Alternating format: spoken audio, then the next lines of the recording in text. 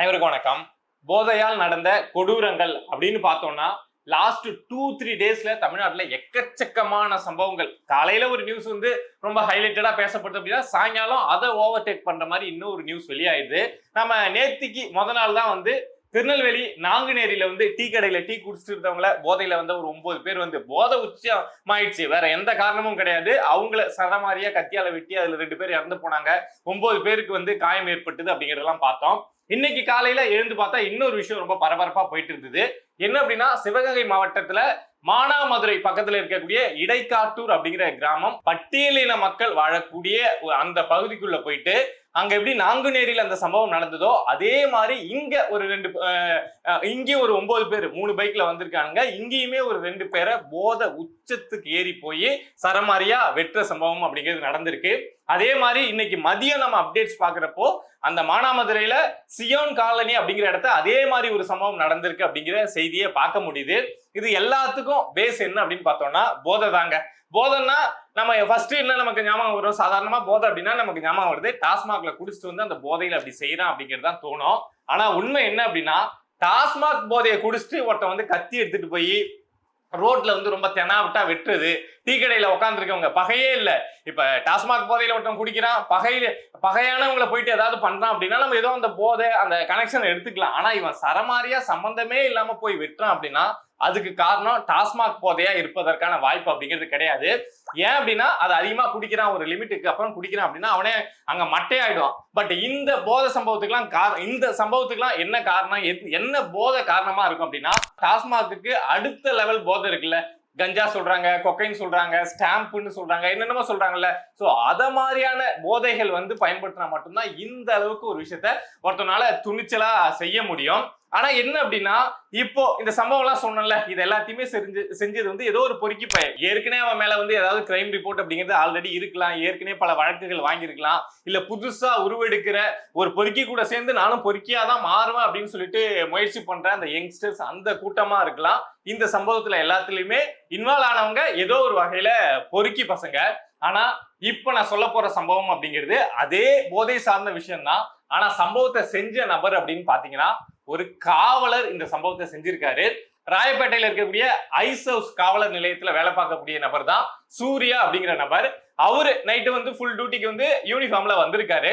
But யூனிஃபார்ம்ல ஸ்டேஷனுக்கு வந்தவர் எப்படி ஃபுல் போதையில இருந்தாரு, அப்படி போதையோட ஸ்டேஷனுக்கு வந்த இந்த சூர்யா அப்படிங்கிற காவலர் என்ன பண்ணிருக்காரு அப்படின்னா நைட்டு அந்த ஸ்டேஷனுக்கு பக்கத்துல இருக்கக்கூடிய ஒரு பெண்ணுடைய வீட்டுக்கு போயிருக்காரு. அந்த பெண் வந்து வீட்டுல வந்து தனியா தான் இருந்திருக்காங்க. அந்த பெண்ணுக்கு வந்து 34 வயது அப்படின்னு சொல்றாங்க, நம்ம பேரெல்லாம் சொல்ல தேவையில்ல. அந்த பெண் வந்து வீட்டுல தனியா இருந்திருக்காங்க. அந்த நேரத்துல ஃபுல் யூனிஃபார்ம்ல ஃபுல் போதையில இந்த சூர்யா அப்படிங்கிற காவலர் வந்து அந்த பெண்ணுடைய வீட்டுக்கு போயிருக்காங்க. இவன் ஏதோ நமக்கு ஆல்ரெடி ஏதாவது ஒரு பிரச்சனை அப்படிங்கிறது இருந்திருக்கும், இல்ல ஏதாவது அவங்களை பார்த்திருப்பான், சீண்டி இருப்பான், ஏதாவது நடந்திருக்கும்ல. இவனை பார்த்தாவே உங்களுக்கு தெரியல இவன் நம்மள்ட்ட பிரச்சனை தான் பண்ண வரான்னு. சோ இவன் வரான் அப்படிங்கிறது தெரிஞ்சு இந்த போலீஸ் வரக்கூடிய அந்த விஷயத்த அந்த பெண் வந்து வீடியோவா ரெக்கார்ட் பண்ணிருக்காங்க.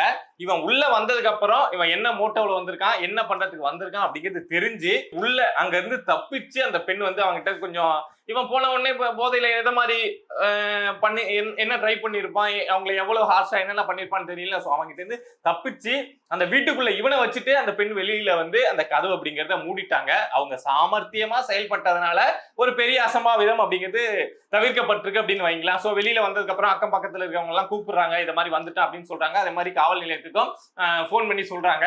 சோ அதுக்கப்புறம் போலீஸ் எல்லாம் வந்து அந்த சூர்யா அப்படிங்கிற காவலரா இங்க இருந்து கூப்பிட்டு போயிருக்காங்க.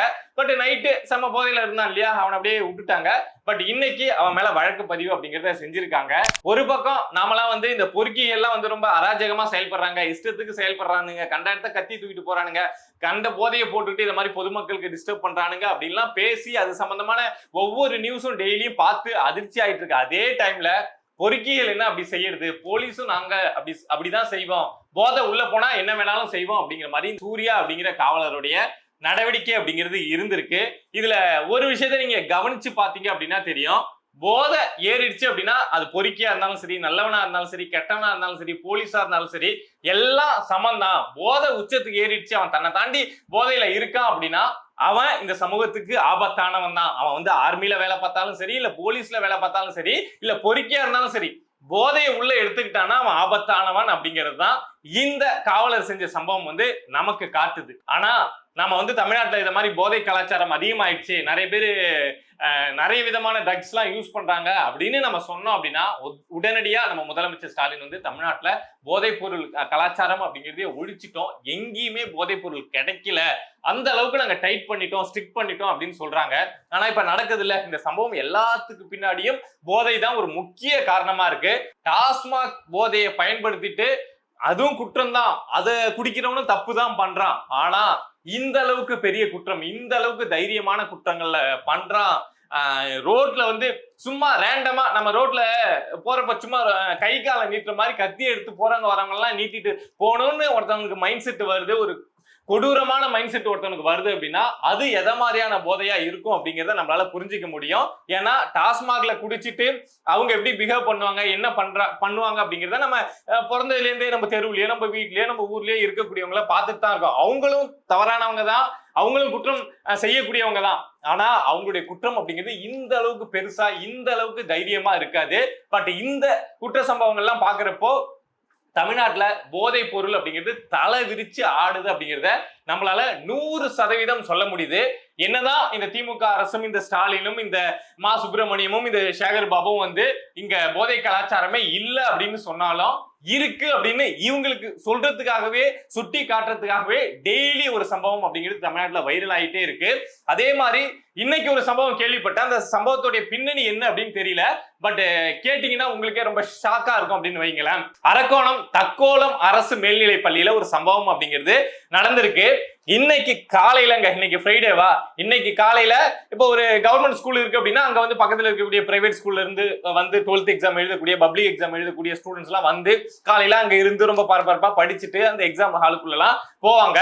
சோ அதே மாதிரி இன்னைக்கு காலையில எக்ஸாமுக்கு முன்னாடி அங்க வந்து அவ்வளவு பேர், அவ்வளவு மாணவர்கள் வந்து கிட்டத்தட்ட ஒரு 190 மாணவர்கள் வந்து எக்ஸாம் எழுதுறதுக்காக ரொம்ப பரபரப்பா இருந்திருக்காங்க. பிரைவேட் ஸ்கூல்ல இருந்து வந்தவங்க, அந்த ஸ்கூல்ல படிக்கக்கூடியவங்க அப்படின்னு இருந்திருக்காங்க. அந்த நேரத்துல அந்த ஸ்கூலுக்குள்ள ஒரு நாட்டு வெடிகுண்டு அப்படிங்கிறது வீசப்பட்டிருக்கு. அது ஒரு மாணவருடைய மேல பட்டு அந்த மாணவருக்கு தலையில அடிபட்டு காயமும் ஆயிருக்கு. அதுக்கப்புறம் அந்த மாணவர் அங்கிருந்து மருத்துவமனை கூப்பிட்டு போயிட்டு அவசரமா அவருக்கு சிகிச்சை அப்படிங்கிறத கொடுத்து, ஏன்னா ஒரு டைம் எக்ஸாம் விட்டுட்டா திரும்ப அவர் லைஃப்ல ஒரு வருஷம் கிட்டத்தட்ட வீணா போயிடும், அவர் லைஃபே மாறிடும்ல. சோ அதுக்காக அவசரமா அவருக்கு சிகிச்சை கொடுத்து திரும்ப கொண்டாந்து அவர் எக்ஸாம் எழுத வச்சிருக்காங்க. இந்த வெடிகுண்டு வீசினது அப்படிங்கிறது அந்த நபரை குறி வச்சு வீசப்பட்டிருந்தா இது தனிப்பட்ட தாக்குதல், தனிப்பட்ட பிரச்சனை அப்படின்னு போயிடலாம். பொதுவா இப்ப பசங்க இருக்கக்கூடிய இடத்துல ஒருத்தன் வெடிகுண்டை தூக்கி போட்டு போறான் அப்படின்னா அவன் மனநிலை என்னவா இருக்கும், அவன் என்னத்தை பயன்படுத்தியிருப்பான், எதை மாதிரியான போதையை பயன்படுத்தியிருப்பான் அப்படிங்கிறதெல்லாம் காவல்துறை தான் கண்டுபிடிச்சு சொல்லணும். என்னை பொறுத்த வரைக்கும் இதே மாதிரி ஒரு போதை விஷயம் தான் இது. ஏதோ ஒரு போதையை போட்டுட்டு இந்த சம்பவத்தை ஏதோ ஒரு பொறுக்கி செஞ்சிருக்கான் அப்படின்னு தான் நினைக்கிறேன். பட் காவல்துறை வந்து இதுக்கு பின்னாடி என்ன கதையை ஜோடிச்சு சொல்றாங்க, இந்த சம்பவம் என்ன, இல்ல அடுத்தடுத்து என்ன சம்பவங்கள் நடக்குது அப்படிங்கறதெல்லாம் அடுத்தடுத்த வீடியோல பேசுவோம். இதை மாதிரி நம்மளை சுத்தி நடக்கக்கூடிய விஷயங்களை நீங்க தெரிஞ்சுக்கணும் அப்படின்னு நினைச்சீங்கன்னா மறக்காம பிரபா டாக்ஸ் சேனலை சப்ஸ்கிரைப் பண்ணி சப்போர்ட் பண்ணுங்க. நன்றி.